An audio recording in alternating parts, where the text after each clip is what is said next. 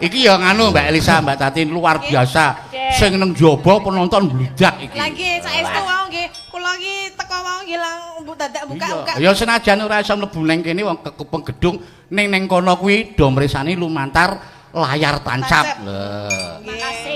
Nggih, pokoke sing do nonton, sing do rawuh didongake panjang yuswa. Rezekine lumintu kabeh. Amin. Sehat, sing jelas sih sehat sing utama. Nek wis sehat wilujeng slamet. Waras di papan waras. Ya, sehat iki ora waras yo. nganu Mbak Elisa panjenengan ya di-request dhewe iki. Napa nggih? Saka ngendi? Saka Jepang iki. Selamat malam Sugeng Dalu Ki Dalang Mas Gading lan Ki Geter nyuwun melati rinunce ingkang nyekar Mbak Elisa ya. Saking Jepang.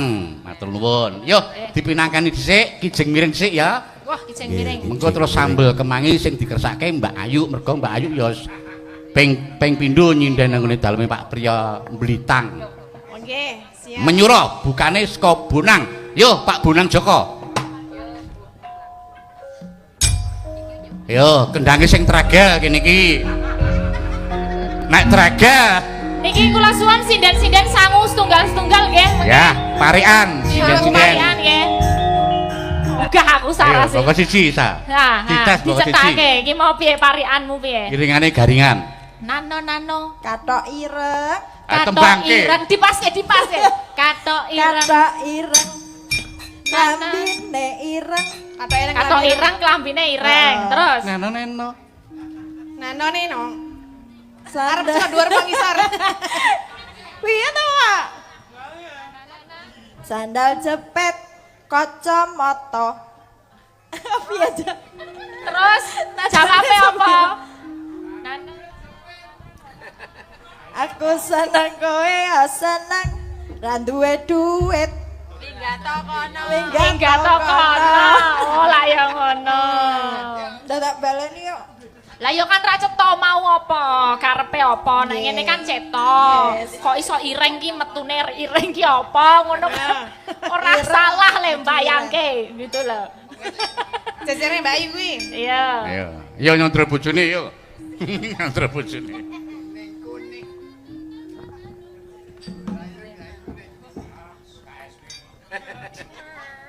Ayo, karo ngeling-eling. Le ngendang deg-degan.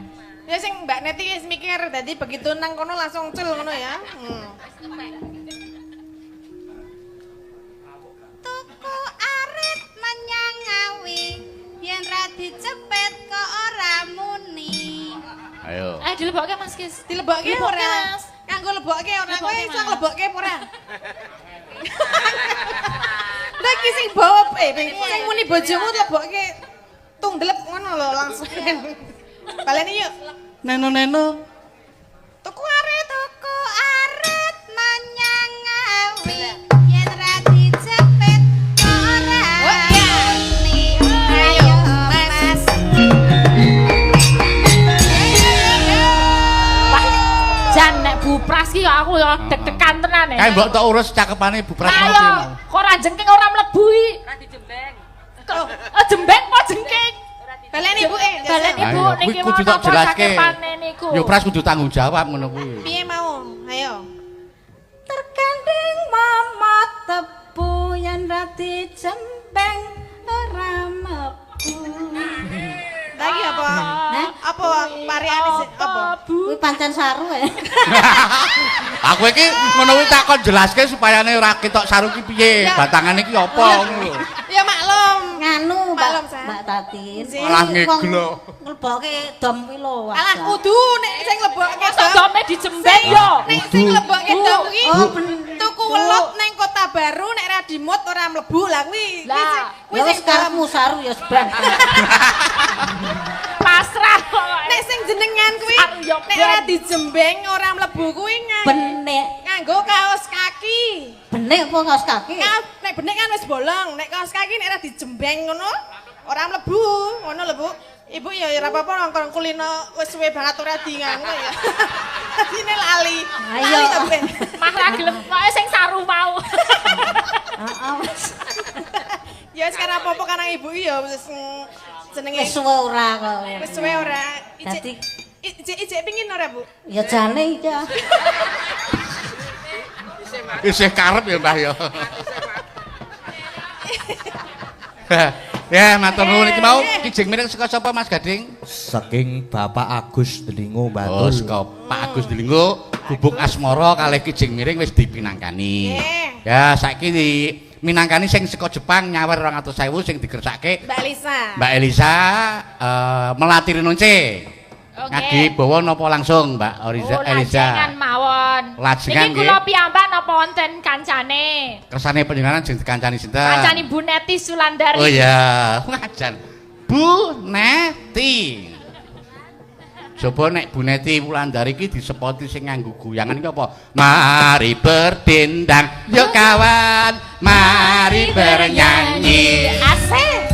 Ayo kali Kak. Dong dong dulu tak dong dong tutak.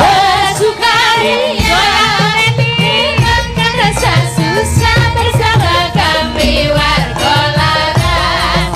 Kreativitas kami jikalau kurang mohon dimaafkan. Mari berdendang yuk kawan, mari bernyanyi. Mari berdendang yuk kawan, bersukaria. Hilangkan rasa susah bersama kami warga laras. Kreativitas kami jikalau kurang mohon dimaaf.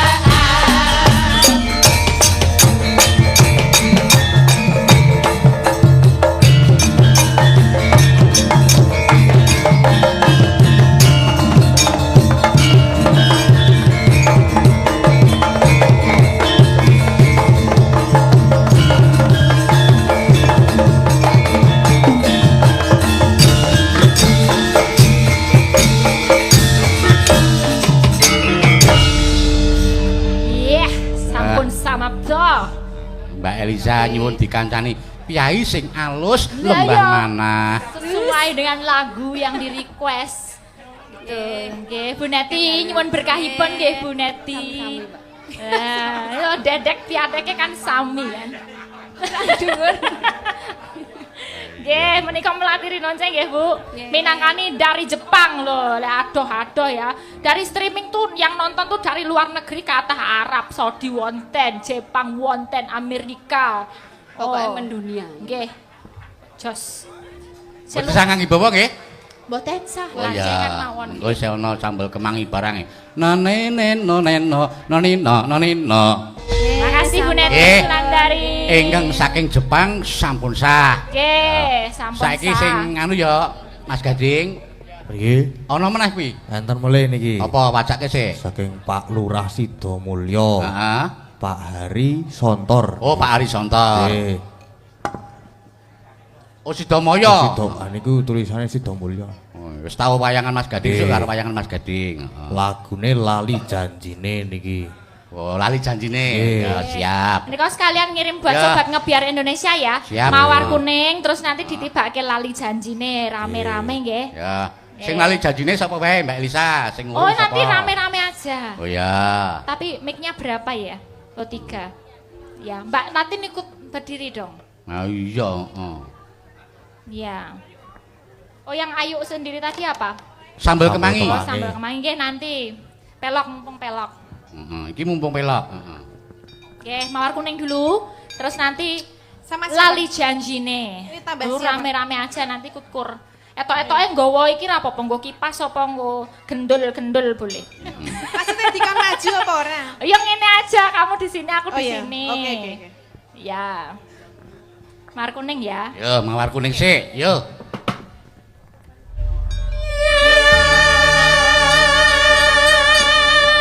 Ya, matur nuwun. Terus Oke. lanjut. Lali Lali janjine apa sambel Nggih. kemangi? Oh, nderek, monggo. Ya. Lali janjine mengko digo penutup wae, saiki Siap. sambel kemangi dhisik. Monggo, Mergo Mbak Ayu ya. Ya, Mbak Ayu. Oke. Ya coba disepoti Mas Wondo nak buka jalan kepiye Mbak Wondo? Iso dompo kaya wingi ora? Didesak ngono coba. Menyerah ayo tak bukani yo dodokan keprok ae.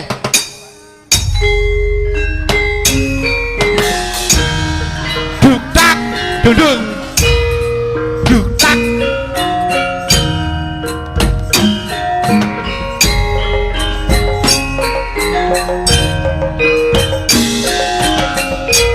Mas Lika.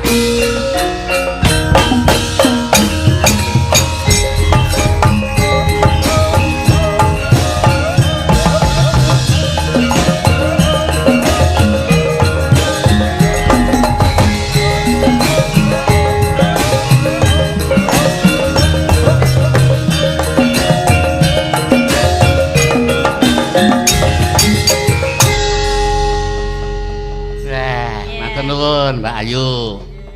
Iki nganu Mbak Ayu. Pripun? Iki panjenengan sing ngersake Pak Priyo Blitan. Oh, Pak Priyo saking Blitan. Iya, wingi ya biyen jaman aku mayang rono ya karo Mbak Elisa, sampeyan yo nderekke. Dilalah biyen Mas Kiswan ya melu rono terus wingi sing ditimbali mayang nang ngene Pak Priyo Mas Kiswan. Nggih, sampun kaping 3. Nggih, sampun kaping 3. Rencana Desember sesuk arep nimbali aku meneh. Kula dijak mboten. Ayo insyaallah sesuk dijak. Nggih. Sesuk kono karo bojomu nek ora tak jak ya bojomu sesuk protes ya. Lah iya ndak kualat engko. Ah iya, iki panjenengane Pak Priyo transfer 200 ning sing 200 esuk le transfer. Lah mengko tak talangi dhisik 200 ki nyatus eding rak ngono. Oh, talange teles. Ayo le transfer liwat aku kok ya. Oh iya. Ya, sambel kemangi rasa nganggo bawa ya nak ya. Nggih, langsung mawon. Langsung buka kendang wae. Tak tumblang, tung tak nong ning nong. Ya rampung no rasida nembang. Kono wis entek to Mas Gading. Ya apa-apa kok wis rampung. Sampun, sudah. Request-e udah habis to kono? Sudah. Ya, ayo Mas Lika. Naki enten malih. Yang Apa ini meneh? masih ada podang kuning dari morotuane Mas Gilang ke Morojati. Oh, moro tuane Mas Gilang. Nggih, menika sampun nyawer setunggal Oh, atus. siap. Ya mengko dipinangkani. Apa ajeng langsung dimedlen apa pripun? Apa mangke mawon? Beda patet. Patete padha ning rasane nek Banyuwangi kok terus ning podang kuning ki rasane kaya Oke, siap. Berarti kaya kami- ora nganu, ora klok cara-cara iki, ora sinkron. Yo buka kendang Mas, tak tumblang.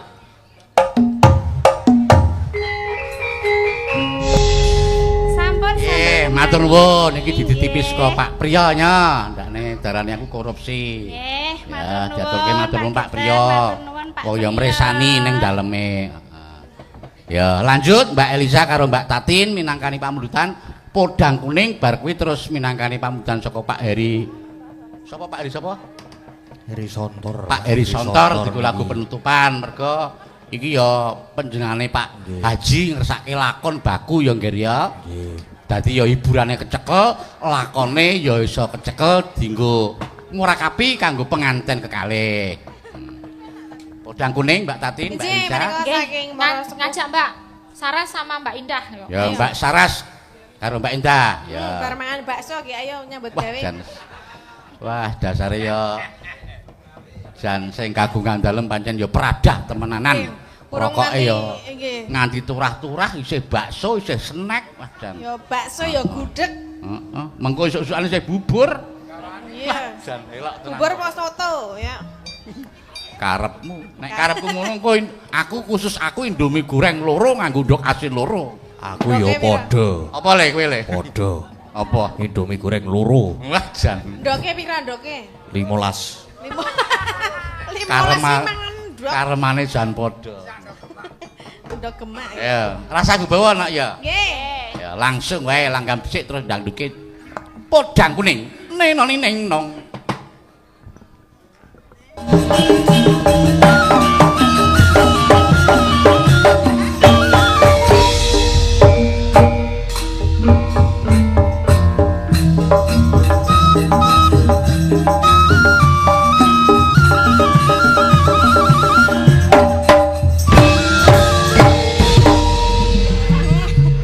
Wis. Bebeke wayahe ngendrok. Nah iya, wah jan. Nyenengke wong dasare ya lagune pirang-pirang mongko ya genrene werna-werna nganti sing joget kae gonta-ganti kostum. Mau nganggo rafia saiki genti nganggo apa Nggih kae. niku penglaris, Pak. Nah, iya, heeh. Nggih, sesuk jenengan mugi-mugi njuk bar iki laris. Amin. Kabeh Ya. do payu, nggih. Amin ya, anakmu gading barang kuwi. Ah, nggih. Ya, Mbak Tatin, Mbak Eliza. Nggih. Iki ya kawengku wektu hiburane ya iso tutuk ning lakone ya sak iso-iso ya kecekel karo iso tutuk. Cileran. Nggih, nderek muji mugi-mugi Mbak Nuri kalian Mas Wahyu langgeng anggenipun bebrayan. Tansah pinaringan rezeki ingkang lumintu lan berkah kagem sedaya mawon ingkang sampun rawuh. Kathah lepate nyuwun pangapunten Pak Geter Mas Gading. Nggih, lan sedaya masyarakat wonten ing mriki sedaya nyuwun pangapunten, mbok pilih menjang sanes wedal saged pinanggih malih nggih Mas. Pinaringan sehat sedayanipun. Amin. Amin amin. Nggih, nderekke sugeng kundur mawi tindak Mbak Tatin, Mbak Elisa. Iya. Ya, ayo Nok. Iya. Awak dhewe sawetara mbajutke laku dhisik, mengko seneng-seneng request sing durung iso dipinangkani mengko dipinangkani ning gara-gara.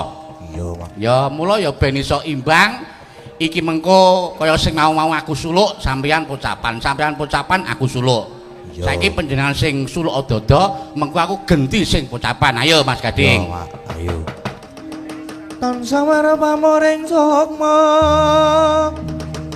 sukma sinukmaya winayo ing sepi simantala ing kalbu bambukaning warana tarlen saking liya playaping ngaluyup pindha pasating sumana tumusuping rasa jati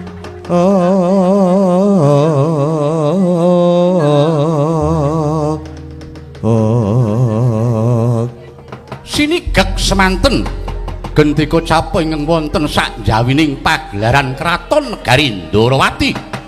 Prabu Baladewa ngawe dhateng ingkang paman Harya Sengkuni miwah ingkang rayi Raden Burisrawa miyah sangyaning para Sata Kurawa ngantosaken dados kaget Solanyo pating bleber pating Cirayamina katembing jala.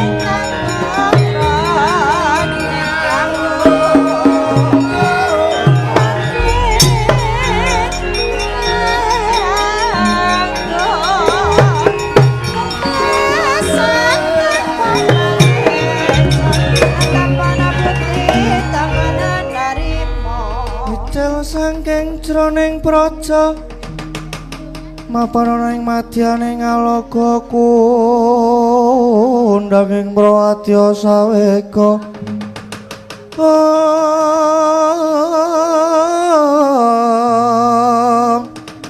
pasara tambur miyang suling pepandhen taludak miya bandira kakandha mawarna warna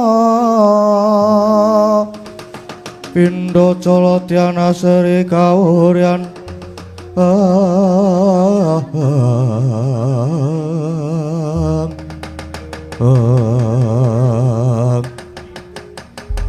Ger anak Prabu kepareng ingkang bapa cumadung dawuh Kados pundi ingkang dados pangendikanipun ingkang rayi inggih anak Prabu Sri Bathara Kresna. Inggih Wa Prabu, pripun Mbok Batra, pripun Wa Prabu? Kersa diboyong lan purun didhauke kalih kula to Wa Prabu. Kula selak kepengin nyanding tinimbang saben dinten kula mung kimpen nganti kimpen. Mung bayangke Bratajaya terus nek pun kelakon nyanding mendah senenge. Bayangke awake Mbok Batra, aduh. Dasare awake langsing. Pakulitane ireng manis rambuté dawa. Yo, kaya ngapa pripun Koko Prabu pripun? Nuwun dawuh Koko Prabu. Jagat Dewa Bathara. Mengko dhisik sabar Burisrawa. Iki kabeh lagi direka daya wis. Aja semelang. Mengko mesti bakal kelakon nyanding Bratajaya nanging kudu sabar. Paman semeni Kula wonten dawuh nggih. kula pun kelakon sak bejagong kaliyan Nyai Kresna. Ning malah dumadakan wonten rawuhipun Bibi Kunthi Talibrata sing surasane oleh nen rumiyin Permadi lan Bratajaya niku pun dipacangake. Niki Bibi Kunthi nguyak rembug nyuwun supados Bratajaya lan Permadi enggal didhawuhake. Waduh. Kados pundi menika Koko Prabu? Kados pundi? Bratajaya niku calon kula. Sampun ngantos klampah kalih Permadi lho menika Koko Prabu. Kosik to kosik. Sabar Burisrawa, iki lagi dirembug. Ya sabar ya Burisrawa nggih. Saiki sementara mbayangke dhisik. Sesuk rak ya kelakon nyanding Bratajaya. Nggih pun boten apa-apa. Sementara mbayangke nggih pun kepenak. Lajeng pripun, Ger? Paman, niki wau kula sampun. Kula sengaja nyemoni Bibi Kunthi yen to Bratajaya kelakon diwengku Permadi, bakale uripe rekoso wusana. Bibi Kunthi rumangsa kecocok manahipun lajeng trimah milar saking Sitinggil nanging niki wau kula ngertos yen Bibi Kunthi wonten Ndarawati jebul nganti Werkudara kaliyan pun Galukaca. Nanging saking pandugi kula Bibi Kunthi mesti wadul kalih Werkudara. Lajeng Bratasena mboten trima, mesti ajeng labrak kalih kula. Upami kedadosan mekaten, Paman Harya Kurawa mangdhawuhi tata-tata lan supaya ngrenggalani Werkudara lan Galukaca. Oh inggih nggih. Ngestaken dawuh nggih Kurawa kabeh wae. Lho. Tata nggih tata. Babagan iki yen nganti Werkudara apa Gatotkaca ora padha nrimake. Kowe kabeh kudu samapta. Inggih. Ngestaken dawuh man.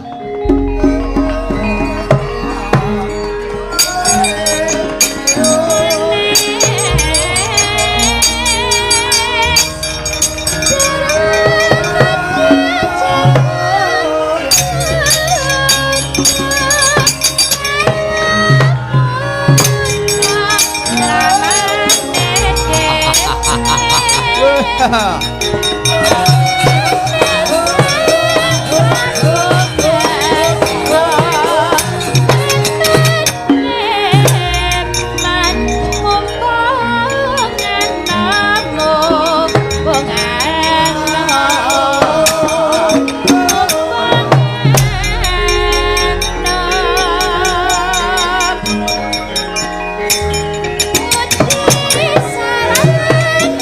neng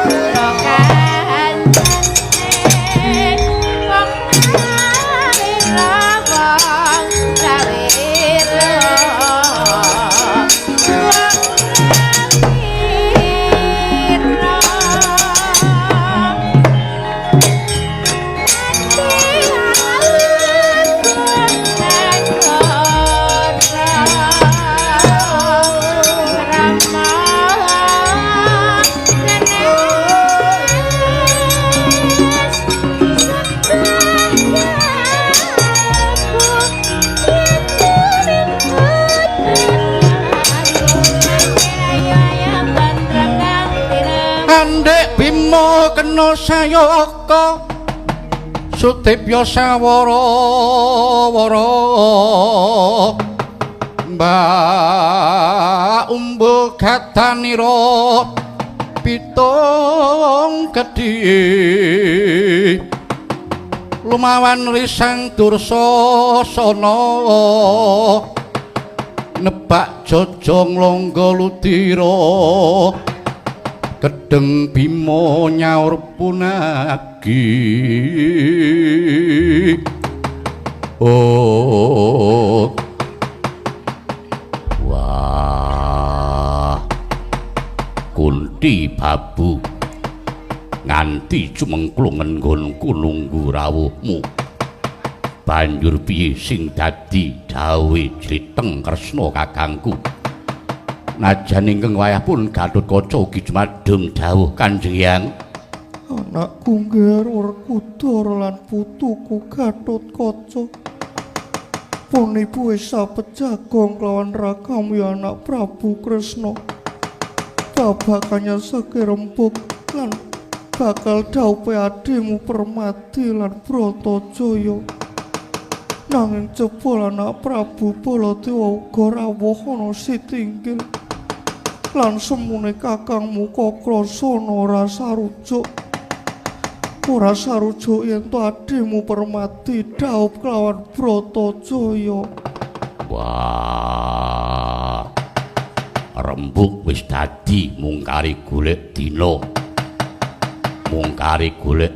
dhawuhe manten kok nganti Baladewa kakangku ora sarujuk sing dienggo bawadan apa iya Nger merga manut panemune Angger Kakrasana yen biyen ngono sarujuk merga Sudarmamu ya swarga Sinuwun Pandhu nalika isih sugeng para Pandhawa uripe kecukupan nanging bareng saiki ramamu wis seda dianggep Pandhawa saiki uripe keserakat mulai ento saiki Bratajaya diwengku Permati ora urung wong bakal nyidak kere Werkudara wah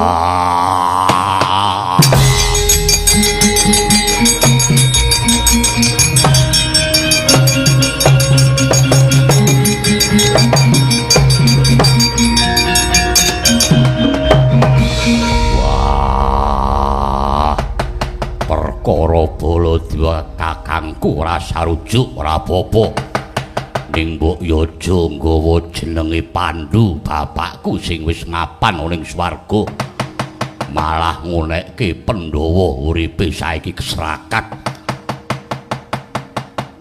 wah lan Permati yen dhawuh karo lara ireng mung bakal nyithak kere Kunti babu sawetara semene dhisik aku tak ndhisiki tak tanjini ning Baladewa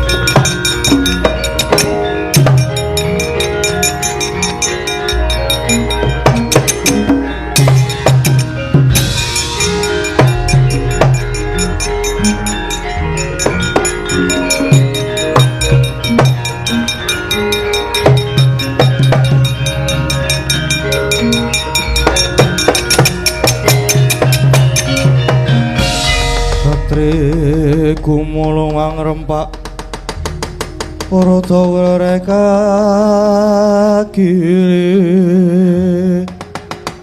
Rangono gawe gelar kalah dalah nadyan umure durung sepira ning wis ketok gagah pideksa Gatotkaca. Yo Siwan Kartomarma lho ora basa. Aku iki pepundhenmu, pancene aku kudune basa. Ning babagan iki tak jabel bahasaku. Mergo iki perkarane wa Prabu Mandura karo pepundhenku Pendhawa. Nanging Kurawa malah melu cawe-cawe. Mula aku ora perlu basa keparat. Pancen dasar kepara nyata Kurawa babagan iki kudu melu cawe-cawe. Kowe wae Gatotkaca bayi wingi sore mundur. Aja melu-melu perkara iki sing kudune mundur malah Kurawa. Ora gelem mundur kelakon tak babadi wadya balamu. Wah, ngemping lara genjah pati. Wani karo aku, apamu sing tau dene maju janah tiban tanganku pecah siramu bangga tayoni.